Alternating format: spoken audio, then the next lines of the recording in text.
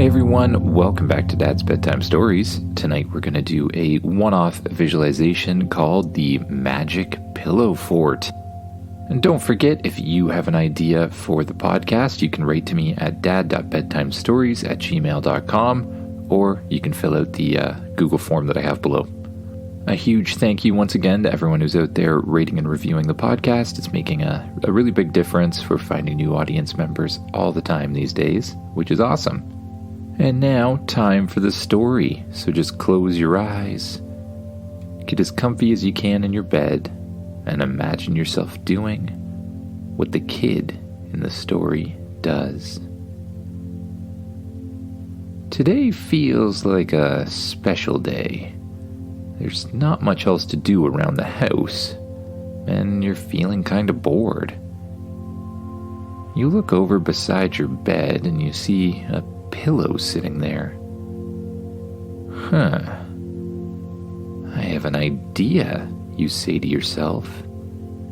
You begin running all over your house, gathering every pillow and every blanket that you can possibly find, or at least the ones the adults living in your house will let you have. Soon you have a giant pile of pillows sitting in the corner of your room. You begin to grab the pillows and place them one after another, creating a gigantic and epic pillow fort. Before long, your entire room has become a pillow fort, with blankets draping over pillows. You've got it split into multiple little rooms and everything. But after a long time of making the thing, one of the adults in your life calls you and tells you it's bedtime. Can I sleep in the fort? You ask. At first, your parent isn't too excited about the idea, but after a while of bothering them, they decide to give in, and they let you sleep in the pillow fort, or at least try to sleep in the pillow fort before inevitably moving back to your bed like you always do. You create a comfy little bed inside the fort. The entire base of the fort is made of pillows, so it's pretty easy to get comfy. You pull a blanket over top of yourself, and you close your eyes.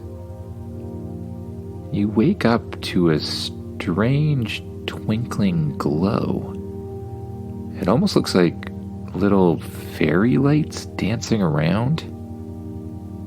I wonder what that could be. You then feel a gentle wave of warmth enveloping you.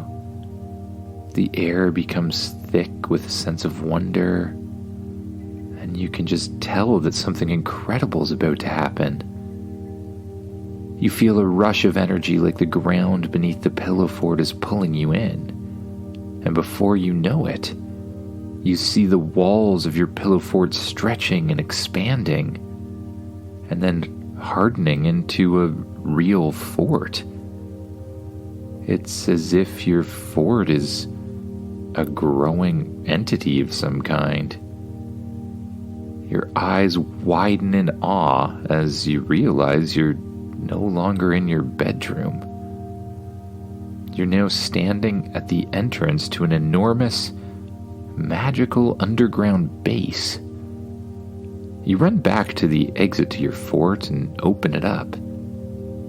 And sure enough, you are actually inside your bedroom.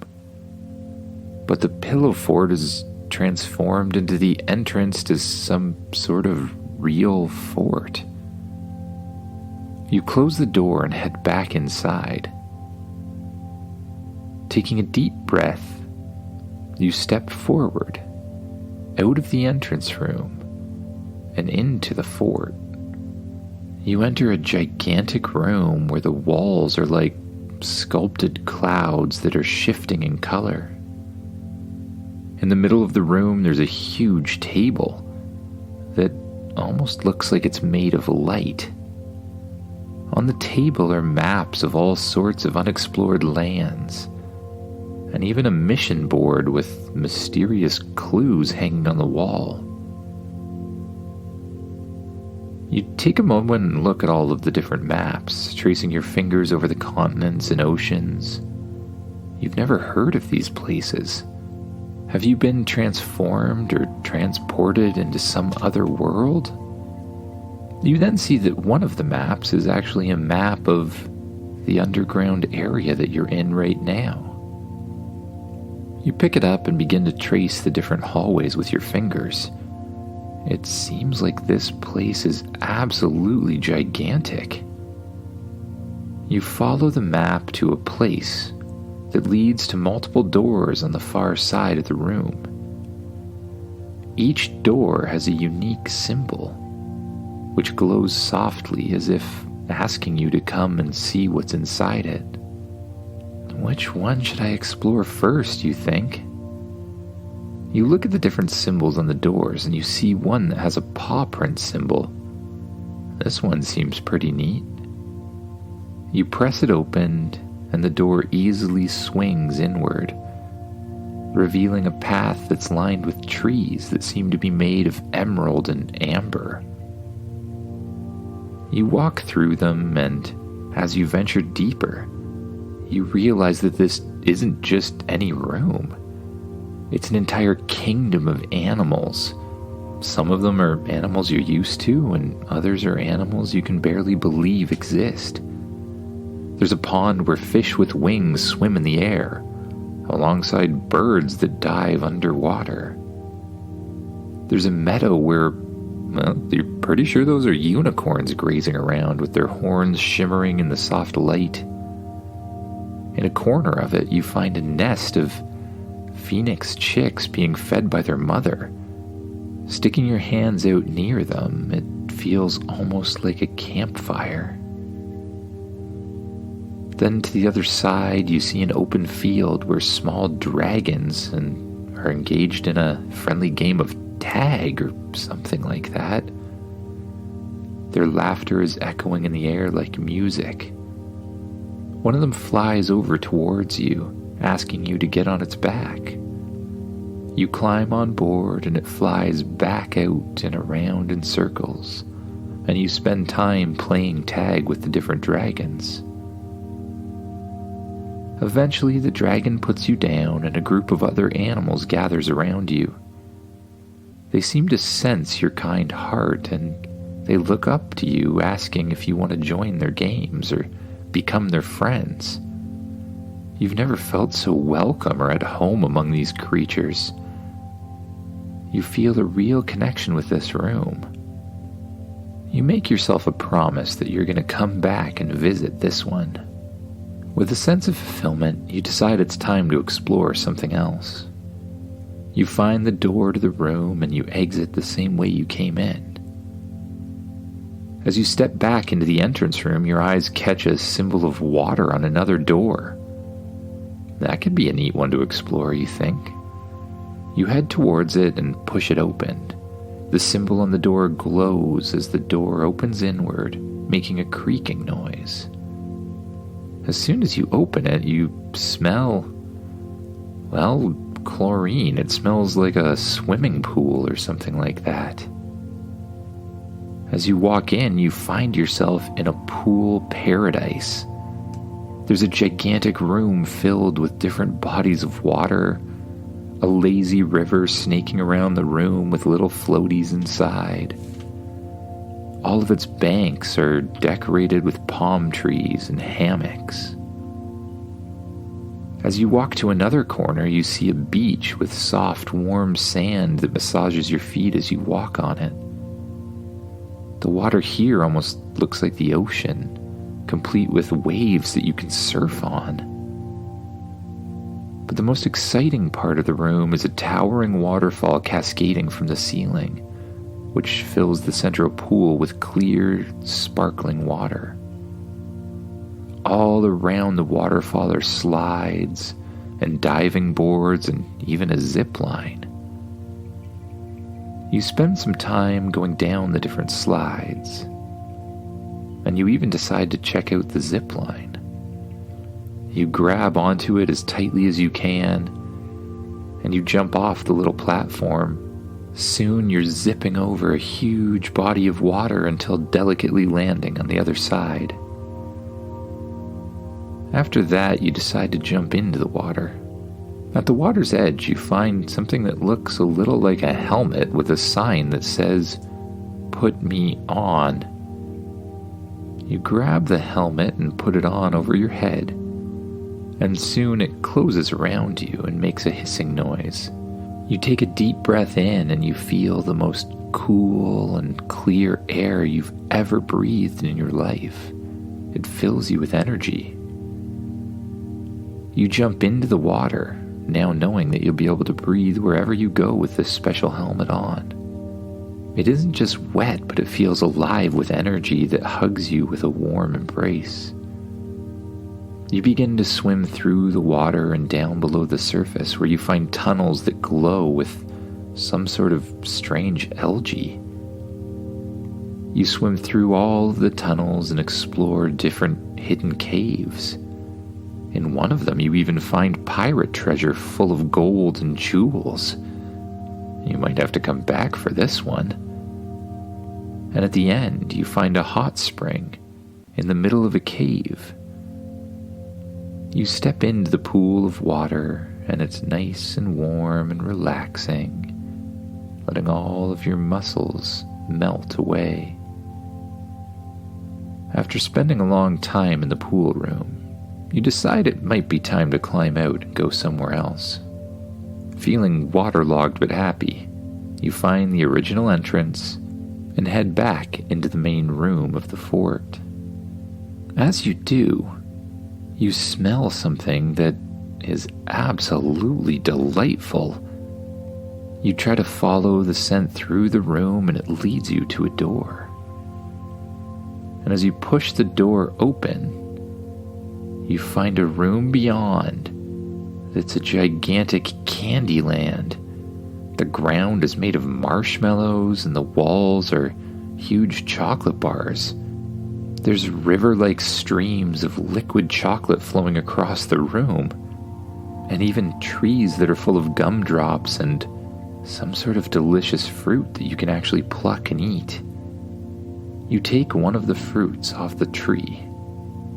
You take a big bite of it, and your mouth is filled with the most delicious taste you've ever tasted. The air is filled with floating cotton candy clouds, and you can't help but reach up and grab them. Somehow you actually can grab them. You take a huge handful of cotton candy and put it up to your mouth. It melts as you touch it with your tongue. You explore the land, and in one corner you find a bakery that's run by super friendly sugar fairies. They offer you a plate of freshly baked cookies, cupcakes, and even some macaroons. Each bite is a burst of flavors, perfectly sweet, perfectly delicious, exactly what you'd want. As you walk away from the bakery, you see a forest that seems to be made of lollipops. Enchanted lollipops. And all of them have rainbow flavors. You walk through the forest and you pick one of the lollipops out of the ground. You take a huge lick of it and it tastes kind of like strawberry and then mint and then chocolate, and continues to change until the flavor disappears from your tongue. This room is amazing. A world where every sweet you could imagine comes to life. With a little bit of reluctance, you decide to leave this room and move on to your next adventure. From across the giant entry room, you see another door where there's bright flashes and lights kind of popping out underneath it. You head towards it and press it open. Inside, you find a gamer's haven, a room filled with neon lights and the inviting hum of electronics. There's gaming consoles on every single side, both the old ones and the brand new ones, and even ones you've never seen before. There's even a virtual reality section where you can slip on different goggles and go to different realities. There's rows of arcade machines that are lining the walls, offering games from racing to puzzle solving to anything you can imagine. Over to the side, there's a racing track for remote-controlled cars. You walk further into the room and you find another section dedicated to board games and card games where animated pieces move on their own, as if inviting you to play. You sit down for a quick game of magical chess. The pieces are little tiny wizards and mythical creatures that enact your movement with flair. You play an epic game and eventually you defeat the Dragon King in chess. You decide to move on to the flight simulator. You step inside and suddenly everything becomes almost perfectly real. You find yourself piloting a jet through a thunderstorm, but it really feels like a real jet. It feels as if you're moving. The movement of the joystick feels absolutely real. After flying for a while, you stop the plane and climb out. As you walk away, you see a small stage set up with musical games. You pick up one of the virtual guitars, a song turns on, and you do your best to follow the different colors as you jam to your favorite songs. This place is absolutely amazing. It's a tribute to every game you've ever loved and many you didn't even know existed. Every corner holds a new challenge, a new story, and endless possibilities. You decide it might be time to leave anyways, so you head back to the main room once again. Outside, you see another door with a paintbrush on it. You haven't really been able to do much art lately, so you decide to enter the room. Inside is a room or almost a world that's awash with colors and shapes. The walls are like living paintings. They're constantly changing with different swirling patterns and different colors. And as you walk further, you see a series of easels with brushes and palettes filled with every color you could imagine. You sit down at one of them and grab the paintbrush. With each stroke of the brush, your creations come to life, jumping off the canvas and dancing around you. You paint a little sun and it floats up to join in the sky, even giving off radiant warmth and light. Beside the painting area, there's a sculpture section filled with clay, metal, and even some materials you can't identify. You use some of the clay to shape a small bird, and then some sort of magic springs through it and the bird becomes a living bird, chirping a cheerful tune before flying around the room. You continue to explore, and in another corner, you come across a stage for the performing arts. There's a whole rack of costumes just asking you to try them on. You try on a whole bunch of different hats and a whole bunch of different costumes, and as you do, the floor changes as well. It seems to shift underneath you depending on what you're wearing. When you put on one costume, it changed to a forest. You try on another, a knight costume this time, and the landscape around you changes to a castle. You put on an astronaut costume and it changes into a space station. Whoa. You take off the astronaut costume and hang it up again, and you walk away from the stage, which transforms back into a normal stage as you leave. You find a section for writing with hovering pens and floating pieces of paper awaiting you to touch them. When you think of a sentence, the pens move automatically and write it down on the paper. But you start to realize that whatever you write appears around you. You write down, "The stars twinkled," and above you, A small night sky appears with twinkling stars. Every aspect of this realm seems so full of creativity. You'll have to come back here one day when you have time. After spending what feels like days inside the fort, you decide it might be time to leave and go check on the rest of your family. You head back out through the main entranceway and through the door you came in through. You find that you're back inside the pillow fort. You head to the entrance and push aside the blanket that opened up the thing in the first place. As you walk outside, you see that it's still dark out. That was so cool. And it's still the middle of the night. I could go back, you think. But right now, there really just isn't time. Your eyelids are incredibly heavy. It feels like you've spent days exploring these different lands inside the fort. So you close the little blanket to the fort, and you curl back up on the comfortable bed you made yourself in the first place.